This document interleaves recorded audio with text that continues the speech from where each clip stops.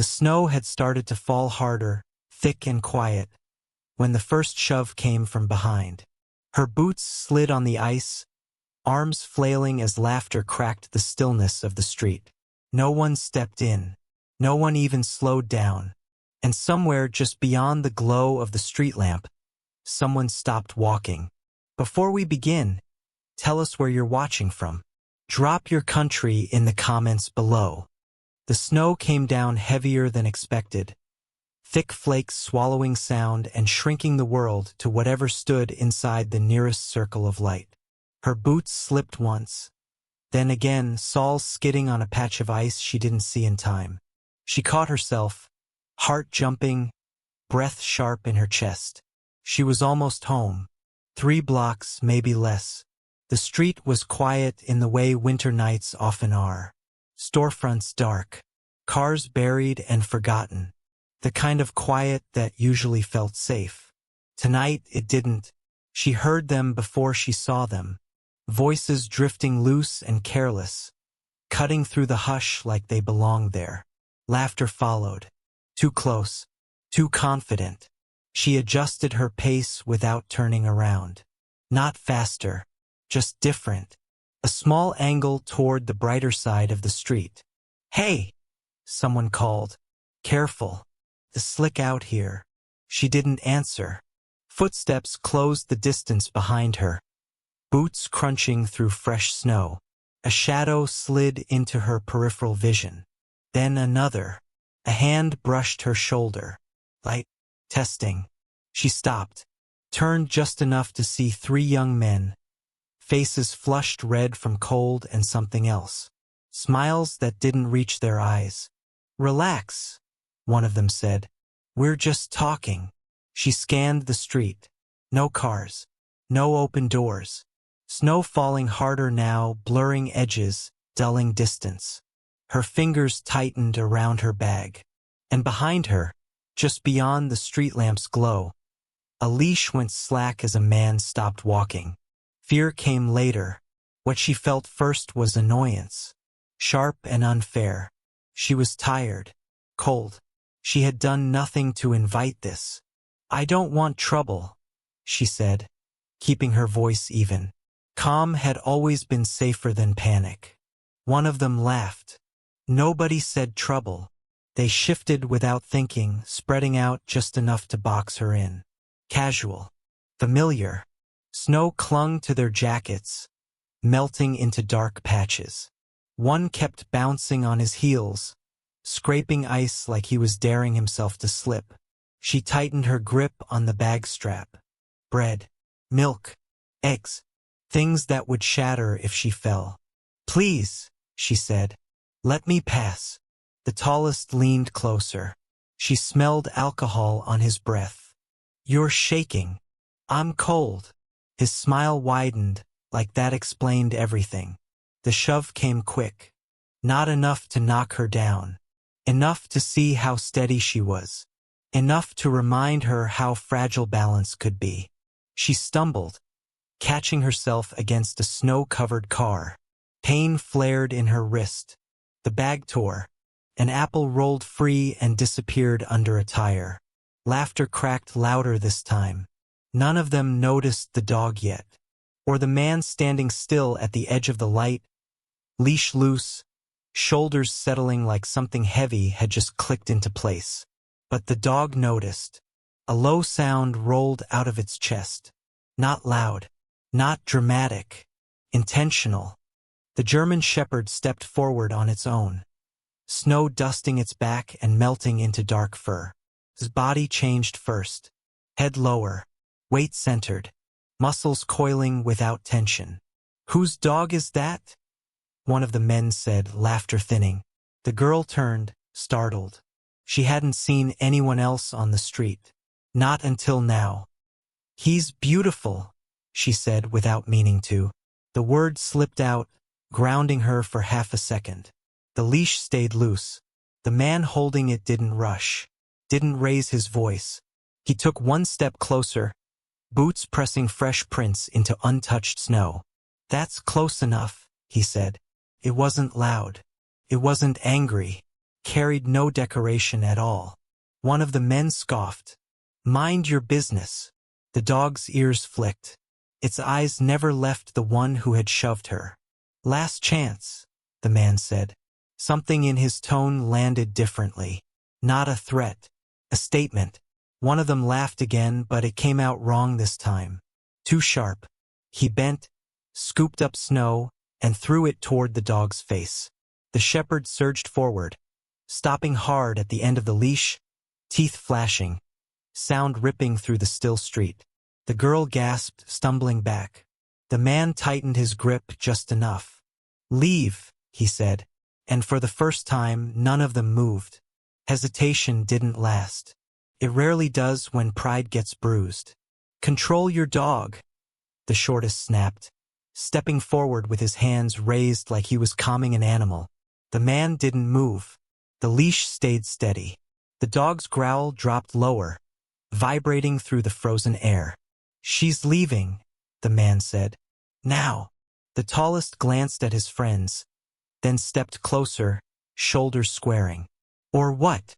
He didn't notice the shift, the slight turn of hips, the way the man's feet planted into the snow, solid and unmoving. When the shove came, it wasn't aimed at the girl. It was aimed at the dog. The shepherd reacted instantly, muscle and motion fast and precise. The man reacted faster. One hand released the leash. The other caught the attacker's wrist mid-swing, twisting just enough to drop him to his knees with a sharp cry. Controlled. Deliberate. Snow continued to fall. The other two froze, suddenly unsure of where to stand, what to do with their hands. The man didn't advance, didn't escalate. "Help him up," he said, "and walk away." They did. Quietly. No laughter now. No bravado. The girl stood shaking, breath shallow. The dog returned to the man's side, alert but calm. She looked up at him. "Thank you." He nodded once, already turning back into the snow. Like this was something he never meant to carry with him. She would. So would they. She stood there for a moment after they left, snow settling into her hair and shoulders like the night was trying to quiet her down. Her hands wouldn't stop shaking. She pressed them together, then against her coat, embarrassed by how visible it felt. The man waited a few steps away, giving her space. The dog sat at his side, still and watchful, breath fogging the air in slow, controlled bursts. "I'm okay," she said, though her voice didn't quite agree. "I think." He nodded, accepting the answer without questioning it. "You should get home." She looked down at the torn grocery bag, the apple lost under the car, the milk carton leaking into the snow. Small things, somehow heavy. "They didn't hurt you?" he asked. She shook her head. "No, just scared me." He crouched briefly, checked the dog's paws, then stood again. Efficient. Habitual. "I can walk you," he said, not insistently, just offering. She hesitated, then nodded. The street felt longer now, colder. They walked in silence. Snow softened their footsteps. At the corner near her building, she stopped. "Thank you," she said again, firmer this time, "for stepping in." He met her eyes for a brief second. There was something distant there. Tired. Measured. "Be careful," he said. She watched him turn away, dog at his side, both fading into white. She didn't know it yet, but that wouldn't be the end of it. The next morning, the snow hadn't stopped. It clung to everything, dulling the city into shades of white and gray. She moved slower than usual, replaying the night in pieces she couldn't quite put away. At work, she dropped her keys twice, burned her coffee, jumped when someone laughed too loudly behind her. On her lunch break, she stood by the window and watched the street. Nothing unusual, just people moving through weather like it was another inconvenience. Across town, the man sat in his truck longer than necessary. The engine idled. The dog lay in the back seat, chin on its paws, eyes half closed but aware. He told himself it was over. A moment. Correction. That was all. But the image stayed with him. The shove. The way she'd almost gone down. How quickly things could have tipped. He drove anyway, parked 2 blocks from where it happened. Walked the street once. Then again. Nothing. That should have been enough. It wasn't. That evening, as snow thickened again, he saw them. Not all 3. 2 this time. Same jackets. Same careless posture. They weren't laughing now. They were waiting. He stopped walking. The dog stopped with him. From across the street he saw her building door open, and he felt something settle in his chest that had nothing to do with anger. She stepped outside with her collar turned up, phone pressed to her ear. Her breath caught when she saw them, standing near the entrance, pretending not to be. Her pace slowed. She considered turning back. Too late. "Hey!" One called, voice quieter than last night. "We just want to talk." Her hand tightened around her phone. No one answered on the other end. She backed toward the door. It didn't open fast enough. "Don't make it weird," the other said. From across the street, the dog's growl cut through the snowfall. Both men turned. The man crossed the road without haste. No rush. No hesitation. Snow crunched under his boots, steady and deliberate. "You again," one muttered. The man stopped a few feet away. "Close enough. You were told to leave." The shorter one scoffed, but his eyes kept flicking to the dog. "What, you following her now?" "No," the man said. "You are." That landed harder. The taller one took a step back. The other didn't. "This is harassment," the man said. Calm. Flat. "It ends now." The dog shifted forward, muscles tight. The men exchanged a look. Calculations changed. They didn't run, but they did leave. She slid down the wall once they were gone, breath shaking. The man stayed where he was, scanning the street until it felt empty again. "You okay?" he asked. She stepped outside with her collar turned up, phone pressed to her ear.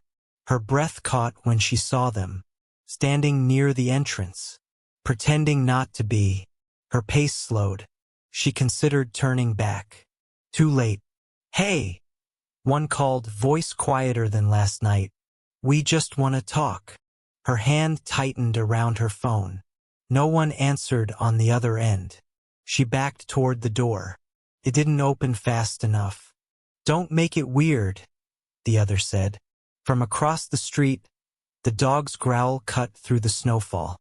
Both men turned. The man crossed the road without haste. No rush. No hesitation. Snow crunched under his boots, steady and deliberate. "You again," one muttered. The man stopped a few feet away. "Close enough. You were told to leave." The shorter one scoffed, but his eyes kept flicking to the dog. "What, you following her now?" "No," the man said. "You are." That landed harder. The taller one took a step back. The other didn't. "This is harassment," the man said. Calm. Flat. "It ends now." The dog shifted forward, muscles tight.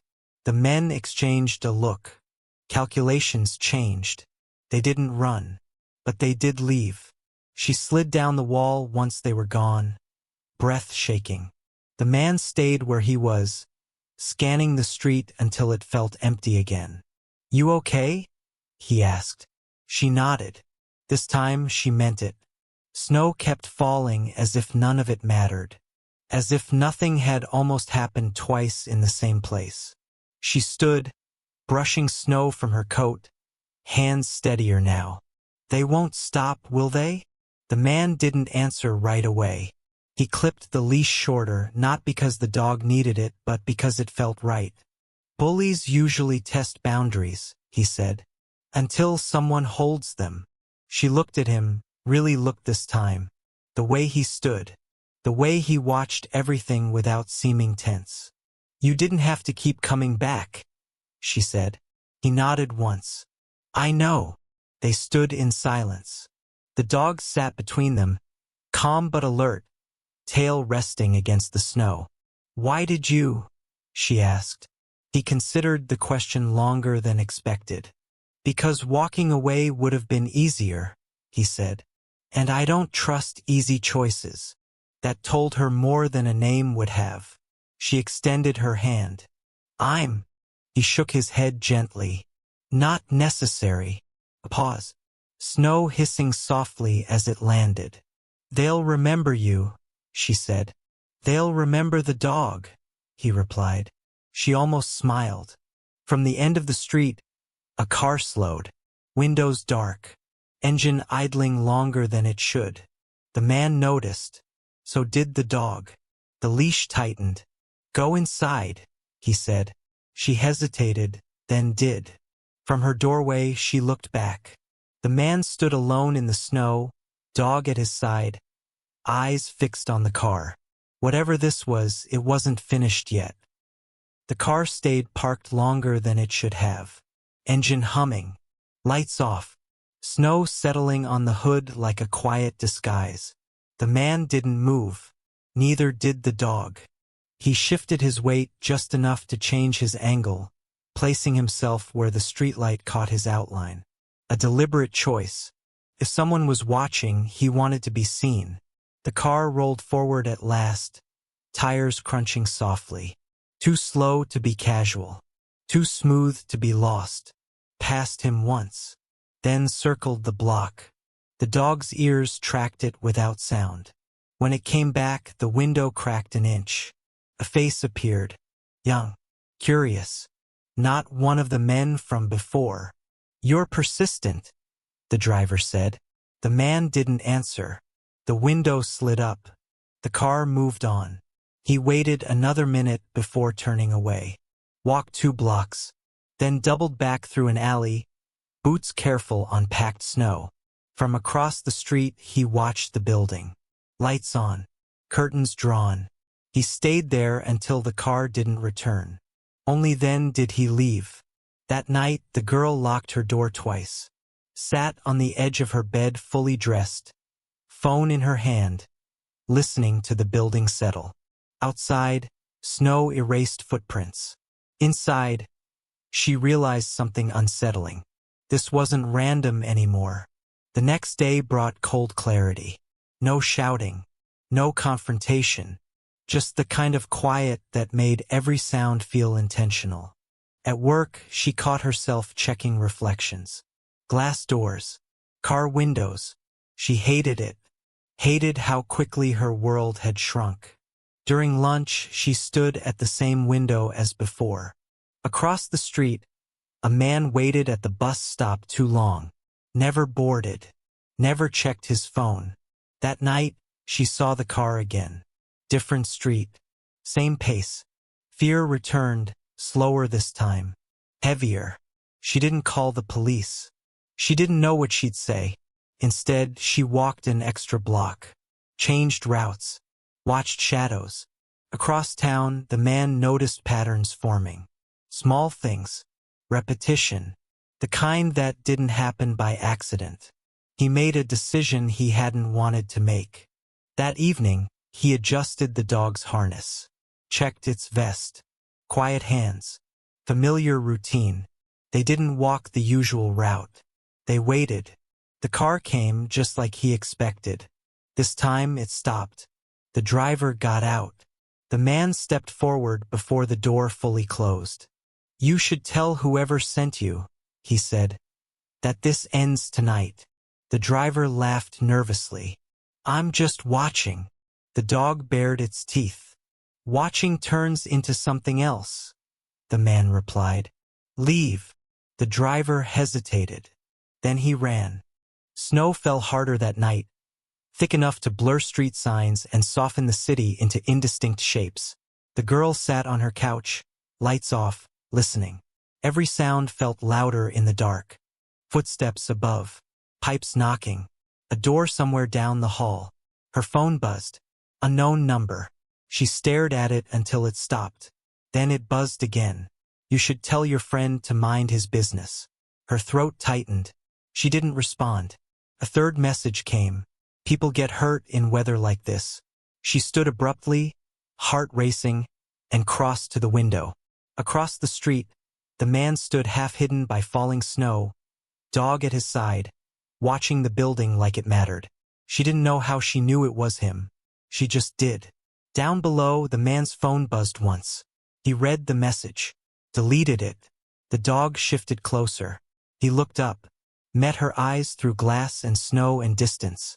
He raised one hand, not waving, just letting her know she wasn't alone. She nodded, breath fogging the window. Whatever line had been tested was gone now. Someone had crossed it. The next move didn't come with shouting or threats. Came with patience. The man waited 2 days, long enough for confidence to return, for mistakes to be made. He followed the car once, just once, far enough to learn where it stopped lingering, where it parked when it thought no one noticed. An empty lot near the river, poor lighting, no cameras that mattered. On the third night, the car arrived early. The dog sensed it before the engine cut. The man stepped into view, snow crunching underfoot. The driver froze when he saw him. "I told you," the man said, voice low. "This ends." The driver raised his hands. "I don't want trouble." "Then you shouldn't be delivering messages." The dog moved forward, not lunging, just present. "Who sent you?" the man asked. The driver swallowed, looked at the ground. "It wasn't supposed to go this far." "It always does," the man replied. He took the phone, scrolled, took pictures, handed it back. "Disappear," he said. "And make sure they do too." The driver nodded frantically, climbed back into the car, and sped away. The man didn't celebrate. He stood in the snow for a long moment, knowing this wasn't finished, just changed. The silence after that night felt different, thinner, like ice stretched too far across water.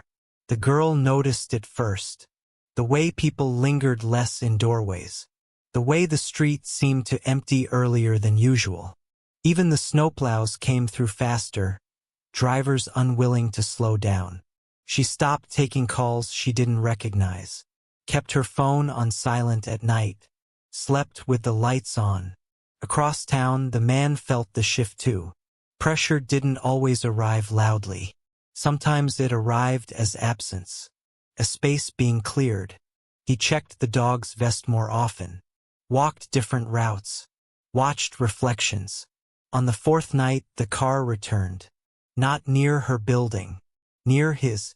It idled across the street, engine low. No attempt to hide. The man stood at his window, dog beside him, both watching. A door opened. Another man stepped out, older than the others, slower, confident in a way youth never was. He didn't cross the street. He raised a hand instead, casual, almost polite.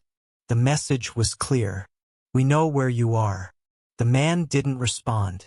He shut off the lights, sat in the dark with the dog's head resting against his knee. He understood then what this had become. Not protection, responsibility. The girl heard about it from someone else.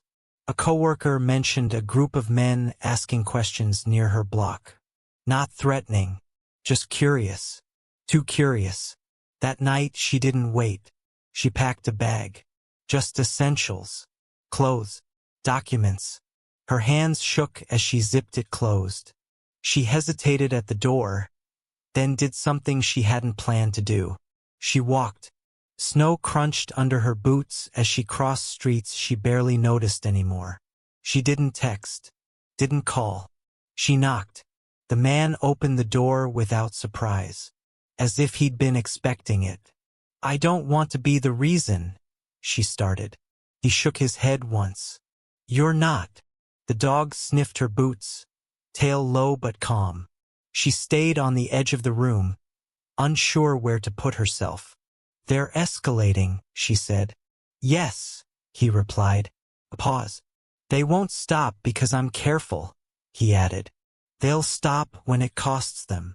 She understood what he meant, and what it might cost him. "You don't have to," she said quietly. He met her eyes. "I do." Outside, a car passed slowly. The The dog rose to its feet, and the man made his choice. They didn't come for her. They came for him. It happened just before dawn, when snow was at its heaviest and the street was empty by habit. A figure approached the building, hood up, steps measured. The dog alerted first. A shift, a sound held back. The man was already moving. He met the intruder at the door before the knock landed. Caught the wrist, redirected momentum, dropped him hard into the snow without striking. Another man rushed in from the side. Faster, younger. The dog moved like an answer. Not reckless, precise.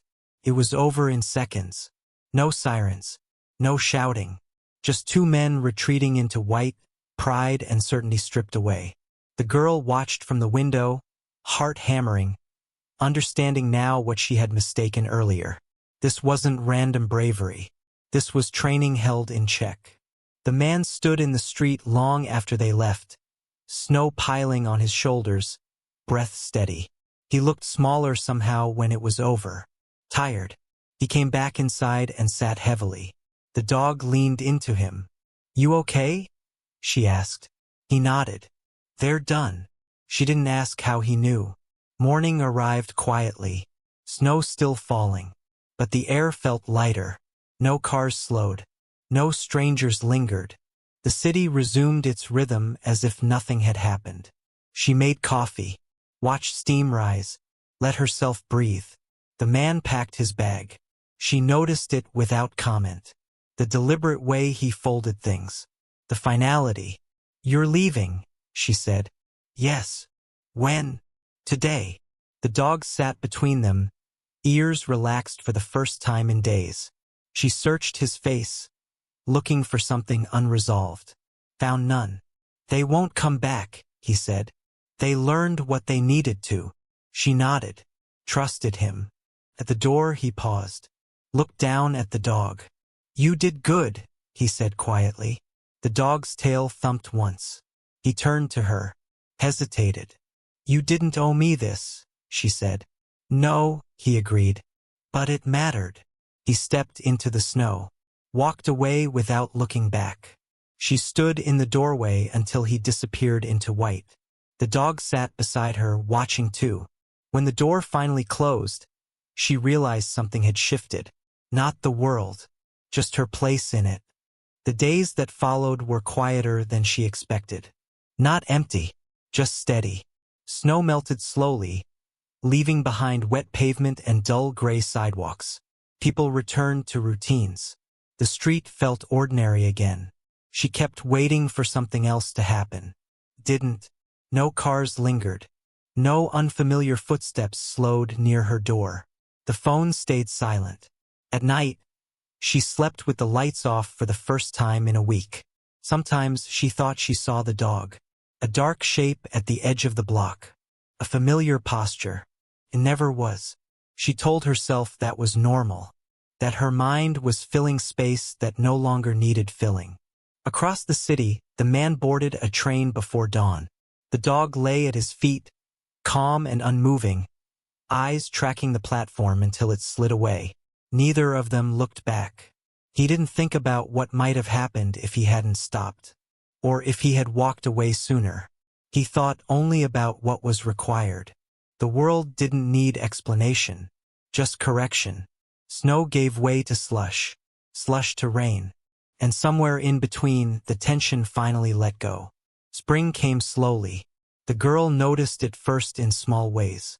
Longer evenings, softer air, people lingering outside without coats.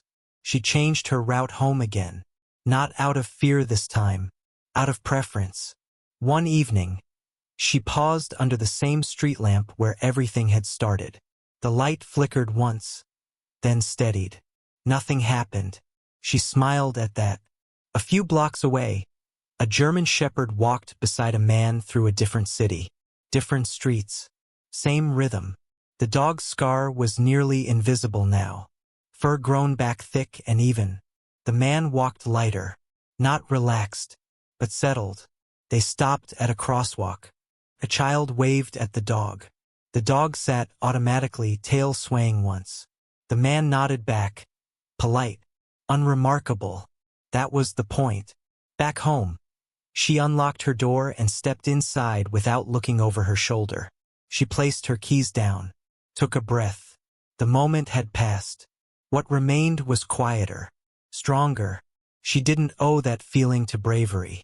Just to someone who chose to stay when leaving would have been easier. Weeks later, snow returned briefly, light and harmless. More memory than threat. She watched it fall from her window and thought of the sound it made that first night. How silence could carry weight. She never learned his name. She never needed to. Sometimes, justice didn't arrive with answers. Sometimes it arrived, did its work, and disappeared. That felt right. Across the country, the man stood at the edge of a training field, dog seated perfectly at his side. Commands were given. Movements executed. Order restored. But when the exercise ended, when the noise faded, he rested his hand briefly on the dog's head. That was enough. Neither of them spoke about the winter street, or the girl, or the choice. They didn't need to. The world continued, slightly corrected. And somewhere far from snow, far from fear, a quiet line held firm. And the quiet held. The next winter arrived without warning. The girl stepped outside, collar raised, breath fogging the air. Snow fell gently this time. Familiar. Manageable. She adjusted her scarf and walked. Halfway down the block, she saw a man struggling with a stalled car. She hesitated. Then she stepped forward. "Do you need help?" she asked. The man looked surprised. Relieved. She didn't feel brave. Just present. That felt like enough. Across the world, a German shepherd lifted its head at the sound of wind rattling a window. The man beside him stilled, listening. Old habits. He smiled faintly. Let the moment pass. Protection didn't always mean force. Sometimes it meant standing still long enough for others to find their footing. Snow fell. Footsteps continued. Some moments pass unnoticed. Others change how we walk through the world. If the story stayed with you, take a moment to like and subscribe, and turn on the bell so you don't miss the next one. If it moved you, share where you're watching from or what you felt in the comments.